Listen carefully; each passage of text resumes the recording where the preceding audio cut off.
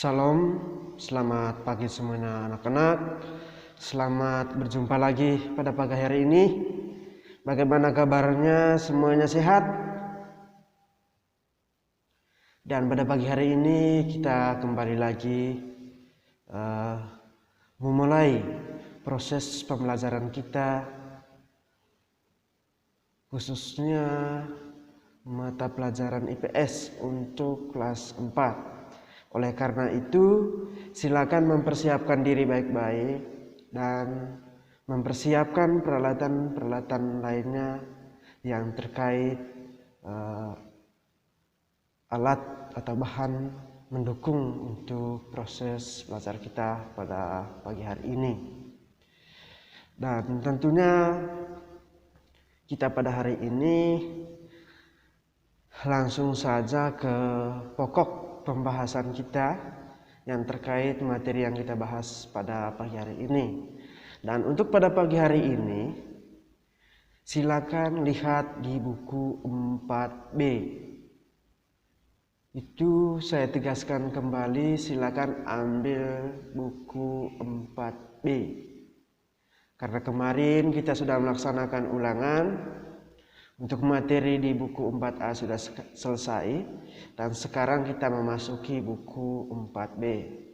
Dan sekarang silakan lihat di subtema 1. Di situ sangat jelas sekali terkait dengan temanya dan bagian-bagian dari temanya yang perlu kita dibahaskan. Oleh karena itu silakan lihat di buku 4B. Saya tegaskan kembali, silakan ambil buku 4B. Itu di pembelajaran 3. Di pembelajaran 3 mulai dari halaman 19 sampai 21. Dan materi ini kalau tidak salah saya sudah sampaikan lebih awal, karena Mister ada kesalahan dalam menyampaikan materinya. Oleh karena itu sekarang kita akan membahas lagi tentang kegiatan ekonomi dan manfaat sumber daya alam. Itu di pembelajaran 3 halaman 19 sampai 21. Yang termasuk ke bagian-bagian atau komponen-komponen yang terpenting dalam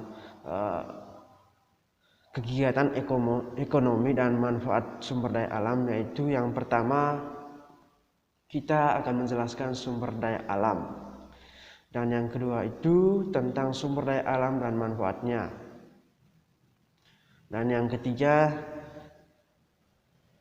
kita akan membahas tentang bagaimana cara pengelolaan kayu menjadi kertas. Ini kita sudah bahas waktu pertama kali, kalau tidak salah pas pertemuan kedua saya sudah membahaskan tentang ini, dan tugasnya anak-anak sudah mengerjakan semua dan saya juga sudah periksa. Oleh karena itu untuk hari ini saya tidak memberi tugas, dan silakan fokus ke materi-materi yang perlu kita bahas yang terkait dengan kegiatan ekonomi dan manfaatnya. Dan di pembelajaran 4 masih kaitannya juga, yaitu tentang manfaat sumber daya alam dan kegiatan ekonomi. Dan yang kedua kita akan jelaskan tentang ekonomi masyarakat di pedesaan dan perkotaan. Dan yang ketiga itu kita mencari tahu sumber atau informasi sumber daya alam dan manfaatnya di daerah tempat kita tinggal. Itu di pembelajaran 4 di halaman 33 sampai 36. Dan pada intinya saya menyampaikan poin-poin pentingnya saja. Dan untuk selanjutnya silakan anak-anak sendiri cari tahu terkait dengan materinya. Kalau tidak mengerti atau kurang memahami, silakan bertanya baik melalui WA pribadi maupun di Google Classroom. Oleh karena itu, saya sangat berharap sekali pertanyaan dari anak-anak. Saya sangat senang jika anak-anak bertanya terkait dengan materi yang kita bahas. Dan sekarang kita masuk ke poin yang pertama, yaitu menjelaskan sumber daya alam. Yang perlu kita perhatikan di sini adalah tentang sumber daya alam. Sumber daya alam itu segala sesuatu yang disediakan oleh alam itu sendiri, dan tentunya itu mempunyai banyak hal-hal yang sangat penting atau manfaatnya juga bagi manusia dalam kehidupan sehari-hari. Misalnya, contoh sumber daya alam yang disediakan oleh alam itu sendiri adalah misalnya contohnya di hutan. Di hutan tentunya di sana penyediaan bahan baku atau kayu sangat banyak. Tentunya bermanfaat bagi masyarakat dalam pengelolaannya. Bisa kita membuat rumah dari hasil hutan berupa kayu, dan bisa juga rotan, dan bisa juga karet atau pohon karet yang disediakan oleh alam itu sendiri, dan tentu ada yang dilakukan oleh manusia itu sendiri, dan banyak manfaatnya bagi kehidupan kita sehari-hari. Itu intinya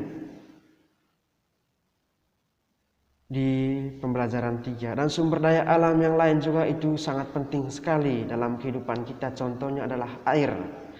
Karena setiap manusia itu membutuhkan air untuk minum. Ketika kita haus, tentu kita perlu air. Itu contoh yang sangat perlu atau kita jumpai dalam kehidupan sehari-hari dan sering kita lakukan, yaitu sumber daya alam yang disediakan oleh alam itu sendiri adalah air. Dan tentu manusia tidak memerlukan atau tidak mengeluarkan uang untuk membeli air itu sendiri. Kalau kita tinggal di perkotaan, ya tentu kita bisa mengeluarkan uang. Kalau kita tinggal di pedesaan, itu sangat gratis airnya, tidak memerlukan sepeser pun uang yang perlu kita bayar kepada siapapun. Kalau kita tinggal di desa, baru kita mengeluarkan uang yang banyak untuk memenuhi kebutuhan kita berupa air untuk minum. Dan untuk di pembelajaran 4 itu di halaman 33 dan 36 itu pemanfaatan sumber daya alam dan kegiatan ekonomi. Kalau pemanfaatnya tadi saya sudah jelaskan, dan sekarang kita akan menjelaskan tentang kegiatan ekonomi. Kegiatan ekonomi yaitu kegiatan yang dilakukan oleh manusia itu untuk memenuhi kebutuhan hidup. Misalnya contoh menjual kue atau menjual ikan di pasar, ataupun membuka warung baik di rumah kita masing-masing maupun yang kita jumpai di pasar. Itu sangat populer sekali dan bahkan dilakukan oleh setiap masyarakat kita yang kita jumpai dalam kehidupan sehari-hari. Dan yang berikutnya adalah menjelaskan tentang kegiatan ekonomi masyarakat di perkotaan dan di pedesaan. Tentu sangat beda sekali. yang terkait dengan kegiatan ekonomi masyarakat di perkotaan dan di perdesaan atau di desa. Kalau di desa itu cenderung ke pertanian, sedangkan kalau di kota itu di bidang industri ataupun kegiatan-kegiatan ekonomi yang lainnya yang terkaitan dengan kegiatan ekonomi berupa jasa elektronik, jasa misalnya cuci mobil, dan jasa penjahit kalau di kota. Kalau di desa itu cenderung ke pertanian, mereka di kebun, di ladang, melakukan aktivitas ekonomi dalam kehidupan sehari-hari. Dan yang berikut adalah mencari tahu sumber informasi terkait sumber daya alam, pemanfaatannya di daerah tempat tinggal. Misalnya kalau kita tinggal di kota, kalau kita kegiatan ekonomi itu berupa pertanian, tentu itu sangat bermanfaat bagi daerah setempat. Dan kalau kita juga tinggal di kota, kalau kegiatan ekonominya itu di bidang industri, baik di pariwisata maupun di pabrik-pabrik yang lainnya terkait dengan kegiatan ekonomi dan manfaat sumber daya alam yang ditempati oleh daerah tersebut. Atau misalnya contoh di desa-desa, tentu di desa-desa mempunyai keunggulan atau kelebihan tersediaannya sumber daya alam, dan di sana sangat mempunyai efek yang positif yang terkaitan dengan tersediaannya sumber daya alam, dan itu sangat membantu kegiatan ekonomi masyarakat setempat. Dan untuk itu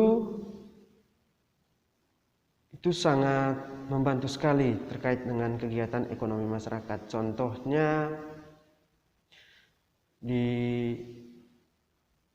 desa itu misalnya kebun pohon karet, itu sangat membantu sekali dalam kegiatan ekonomi masyarakat di daerah setempat. Misalnya di kota, di bidang pariwisata, misalnya di daerah Bari ini mempunyai khas atau keunikan tersendiri yang terkait dengan kegiatan ekonomi masyarakat dan manfaatan atau pemanfaatan sumber daya alam yang disediakan oleh alam di daerah-daerah tertentu. Misalnya di Bali di bidang pariwisata. Terus kalau di kampung tentu mereka cenderung ke kegiatan ekonominya itu di bidang pertanian. Oleh karena itu, untuk pertemuan hari ini cukup sampai di sini, dan untuk pertemuan berikutnya kita akan membahas tentang materi IPS selanjutnya di subtema 2. Dan untuk hari ini pertemuannya cukup sampai di sini. Selamat siang dan selamat jumpa lagi untuk pertemuan di hari berikutnya. Selamat siang, Tuhan memberkati.